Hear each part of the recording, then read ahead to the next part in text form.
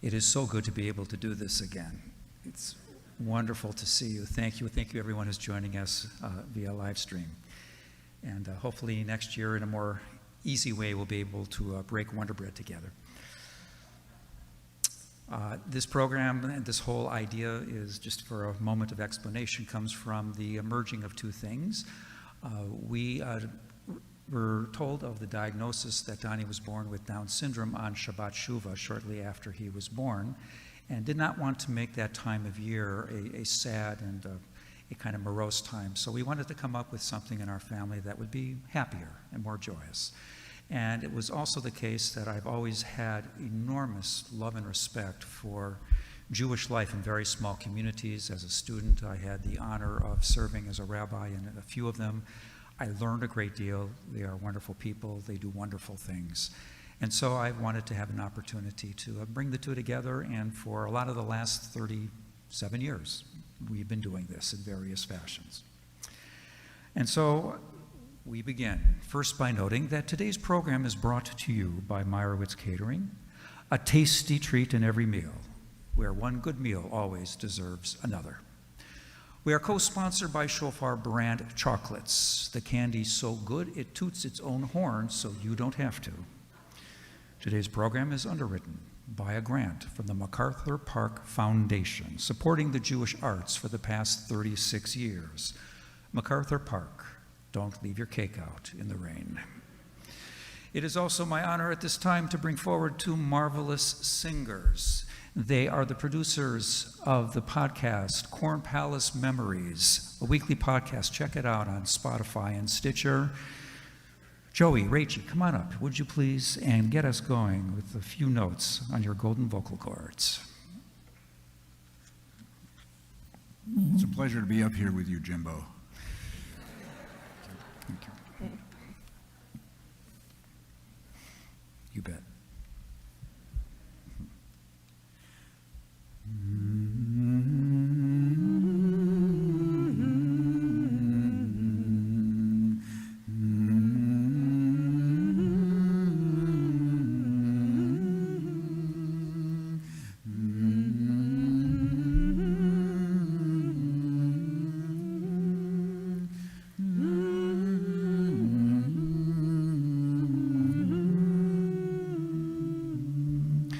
Well, it was a quiet week in my hometown of Lake Norden Badger, South Dakota, that little place of beauty on the prairie just before the elevation begins to the Black Hills in the west, one of the finest Jewish communities of southeastern South Dakota.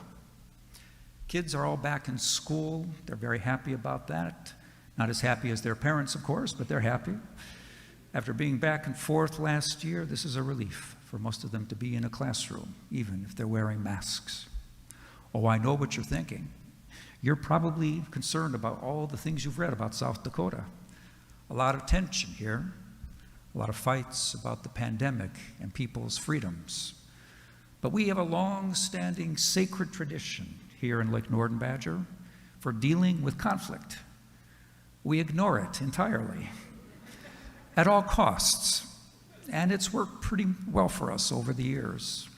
Oh, we've had some changes. We've had changes.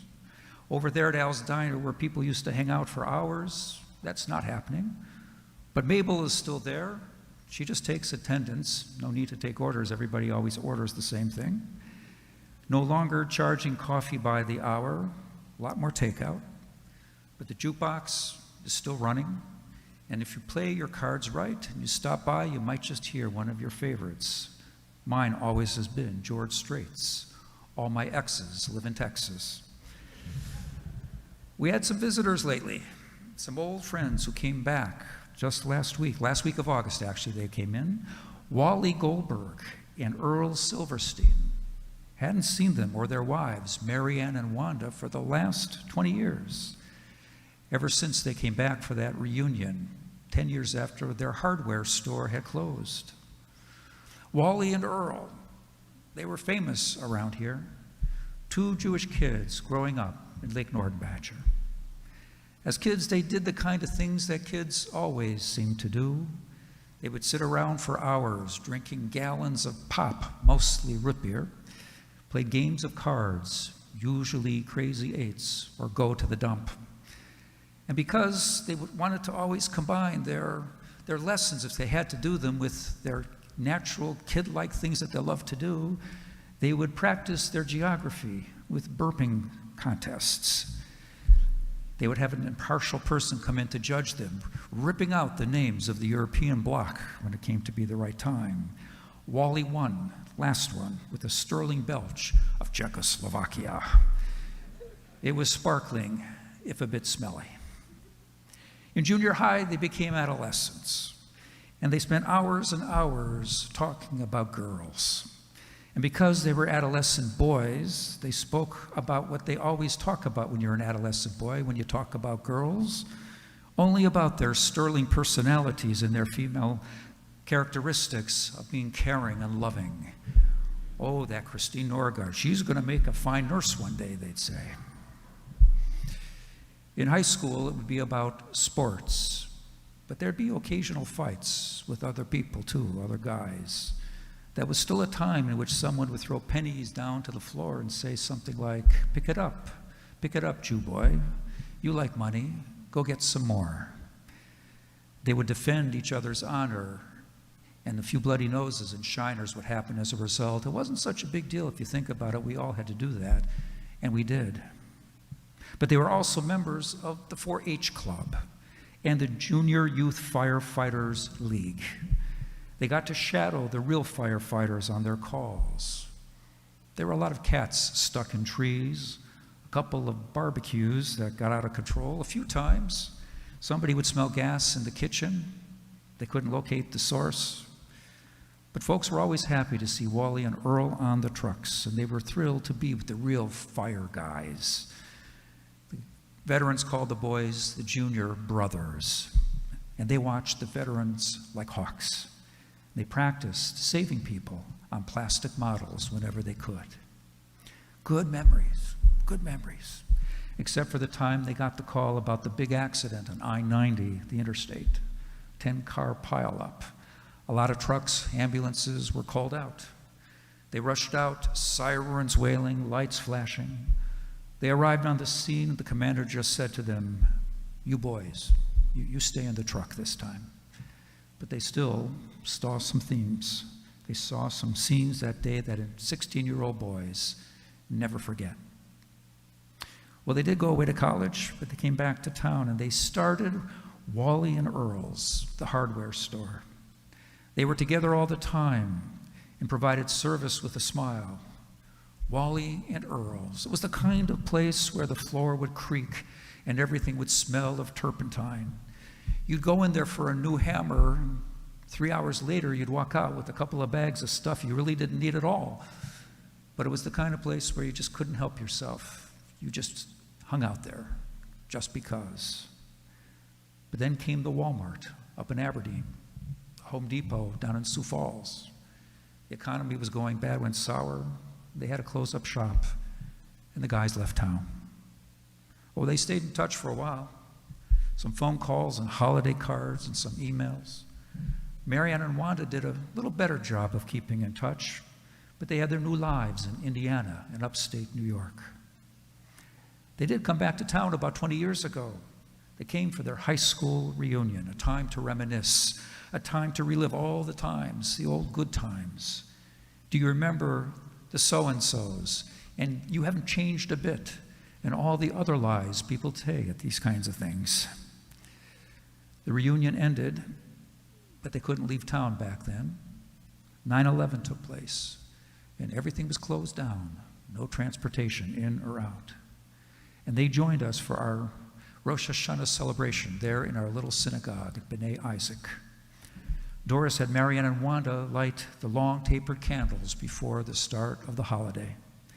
People looked at those candles and they said, oh my, just like the Twin Towers. Except there at that time, there was a light of hope and a glow of being together. But glows don't last that long if you think about it, unless you try to remember them. But they had kids, and they had their plans, and they had their own lives, and besides a little Facebook here and there wasn't a lot more to share. But there's something about a pandemic that makes you think about the important things in life. Turned out each of them had an older aunt in town, Wally's Aunt Sybil Goldman, and Earl, Aunt Gertie Hornstein. Each of them decided to pay a visit to their aunts living out there in Shady Acres on the outskirts. Never occurred to either one of them to let the other one know they were coming back to town. There was no reason to. But the last week of August, right there, at the corner of Elm and Maple, Earl looked up, and there was Wally. He was stunned. It was the last thing he expected. And he went right up to Wally and gave him that warm Midwestern greeting. "Is that you, then?" "You bet," replied Wally. "So what are you doing here?" "Came to see my aunt," said Wally. "She's getting on in years." "Well, ain't that something?" "Me too." "Hey, you want to get a cup of coffee tomorrow? We'll do a little takeout, take a walk." "You bet," said Earl. And it really was like old times' sake. They caught up with their families and they reminisced about all the special times in Lake Norden Badger, all the stores that have changed and all the people that have come and go over the years. And then they passed by their old storefront and how it had become a floral shop, they were told, and then a pizza shop, and then it was empty for a bunch of years, and then most recently, a secondhand clothing consignment shop. But it was good to be there. They did this for the next 3 days. In between visits to their ailing aunts, they pass each other in the hall there at Shady Acres and give each other that very warm Midwestern wave, lifting a finger as acknowledgement of the other. And that Thursday, as they were finishing their meeting, Wally was walking away when he saw that Earl was talking to somebody else he had bumped into on the street. Not that he was nosy or anything, of course. Just happened to listen a little more carefully to the conversation. And Earl was talking. "Yeah," he said, "I hope that Jean and the kids will keep on being good." Yeah, that would be good." "Yeah," he said, "I know there was something fishy about that election. No question about it. It's a shame. Just a bad, bad shame. He was the best president we ever had." Never occurred to Wally that Earl felt that way, because he sure didn't. He didn't know what to do. They'd been honoring the age-old Lake Norden Badger tradition of not talking about anything that could be a conflict. Well, the next day they got coffee and they were strolling through the park, and Wally, for reasons he could never really put his finger on, stepped right into it. Just wondering, he asked, "Who did you vote for in the last election?" "Well, Trump, of course." "Wait a minute," said Earl. "You mean you didn't? Why on earth not?" And Wally said, "I was about to ask you the same thing." Well, you know how it goes. You tiptoe into the waters, making sure you can pull your feet out if you need to, and then you wind up sinking in over your head.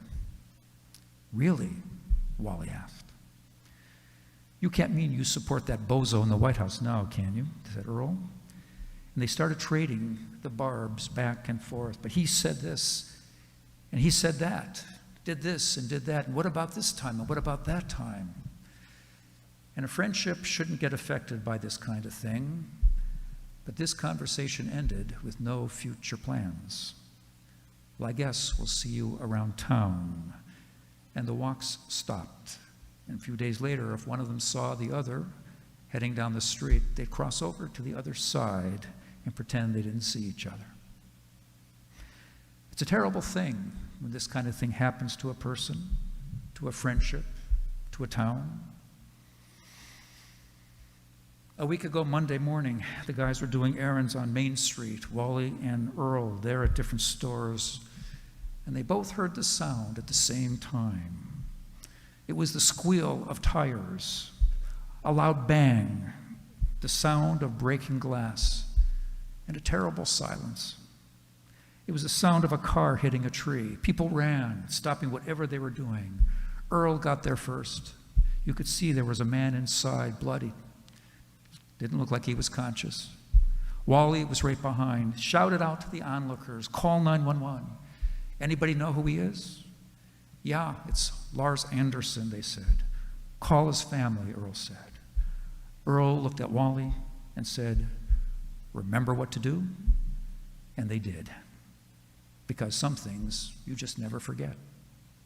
They put Mr. Anderson down on the grass. They checked for his pulse and heart. They cleaned out his throat. And they took turns pumping his heart. And they checked for his pulse. And back and forth, they pumped his heart and they checked his pulse. And they watched him very carefully. And at last, there was a gasp and a cough and a loud groan. And Lars tried to move his legs. And the paramedics arrived, got Lars into the ambulance. And they did all that they needed to do. And one of them said, "Hey, you two guys, you done good. I think he's going to be fine." CPR is pretty hard work if you're Wally and Earl's age. They looked at each other, exhausted. And then, in one of those golden moments of Midwestern reconnection, they looked at each other and nodded. Turned out Lars had a broken arm, some very bruised ribs, a lot of cuts, but he was just fine. And I'm glad, because that's what this town is all about. This is a special place, my hometown. This is a place where a person could tell you, you know what? You have all of the charisma of a lukewarm Bud Light, and you blush at the compliment. It's the home of Ralphie, the fishing dog, who dives into the lake time and time again, 100 feet, 200 feet, 300 feet, just to get the biggest walleye on the line. This is a town where Mary Lou Franklin keeps on trying to get up on water skis and finally makes it on the 85th attempt and inspires 5-year-old Heather Cutler to look out of the church window during Sunday school, and she says, "Look, everybody, she's walking on water." And this is the town where Zuby Goldstein has a midlife crisis and gets banged up in a motorcycle accident out there by the Lutheran cemetery, and is supported by all of his friends in town, all the townsfolk, and by his friends who are nearby, the bikers from the Harley Owners Group, the Hogs. And then we put up a sign in front of our synagogue just before Rosh Hashanah in gratitude. And the sign reads in gratitude, "Shana Tova, Hogs." I bet your synagogue doesn't do that. And all 40 Jews of Lake Norden Badger gather each year there in that little synagogue. B'nai Isaac, named for the most Midwestern of all the patriarchs, the quiet one. And that place with the deep mahogany pews and the stuffing coming out, the creaking floor without turpentine, where we gather only 3-4 times a year. It's the place where they fix up the screens just before the holiday on the windows. They look up and everybody sits there in joy and looks and makes sure that the occasionally eternal light is still on. And we look forward each year to Joe Silberman to do our services, the only one left who still knows Hebrew, and he leads us in our prayers. So that Monday night we gathered right there in our little synagogue, seating distantly with our masks on, but our hearts so close together. And Doris Silberman, well, she got up and she said, "We're about to start the holiday. 20 years ago, you might remember, it was a terrible time. And at that time, Marianne and Wanda lit the candles that night, just like the Twin Towers. And tonight, those candles are going to be lit by their husbands, by Wally and Earl. They did something important today. And the two guys, with their plaid shirts and their feet caps, stood tall themselves, just like the tall, stately tapers. And they looked out at the group of all the Jews of Lake Norden Badger, and they looked at each other, the light reflecting in their eyes. And I think they learned something. I think we all did. And I thought about a little prayer we say every year. Please, God, remember us so we can live. It's an important prayer. It's an important prayer. I would say because sometimes we just forget to live. We forget what really counts and what's important. But Wally and Earl, they remember now. And so do we.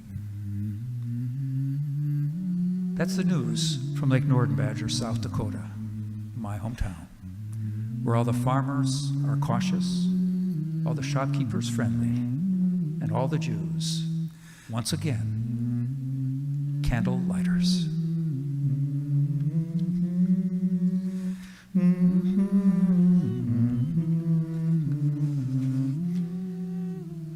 Tell me why the stars do shine. Oh, tell me why the stars do shine. Tell me why the ivy twines. Oh, tell me why the ivy twines. Tell me why the sky's so blue. Oh, tell me why the sky's so blue. Then I'll tell you just why. And I will tell you just why I love you. Because God made the stars to shine. Because God made the stars to shine. Because God made the ivy twine. Because God made the ivy twine. Because God made the sky so blue. Because God made you, that's why I love you. Oh, tell me why the stars do shine. Oh, tell me why the ivy twines. Oh, tell me why the sky's so blue. And then I'll tell you just why I love you. Let's stand up. Adon Olam, Adon Olam, Asher Malach, B'terem kol Yetzir Nivra, Leit Nasa v'chefzo kol, Azai Melech Shemo Nikra, Ve'acharei kichlot hakol, Levado yimloch nora, Ve'hu haya ve'hu oved, Ve'hu yeh b'tifara, Ve'hu echad v'im sheni, Le'amshir lo le'achbira, Ve'li reshit ve'li tachlit, Ve'lo ha'oz ve'am Yisra, Ve'hu eli ve'chai go'ali, Tzurchem li be'etzara, Ve'hu nisi humanos li menakosi be'yom ekra, be'yado afkid ruchi, ve'tishan ve'ayira, ve'im ruchi kevi'ati, Adonai ve'lo yira. V'shamru v'nei Yisrael et ha-Shabbat, לעשות את השבת לדורותם ברית עולם. שמרו בני ישראל את השבת לעשות את השבת לדורותם ברית עולם. ביני ובין ישראל אותי לעולם אותי לעולם אותי לעולם ושמרו בני ישראל את השבת, לעשות את השבת לדורותם ברית עולם. כי 6 ימים עשה אדוני את השמיים ואת הארץ, ושמרו בני ישראל את השבת, לעשות את השבת לדורותם ברית עולם. וביום השביעי שבת ויהי נפש. על כן ברך אדוני את יום השבת ויקדשהו, סברים מרנם ורבנם ורבותיי. ברוך אתה אדוני אלוהינו מלך העולם, בורא פרי הגפן. Shabbat shalom. Shabbat shalom. Shabbat shalom.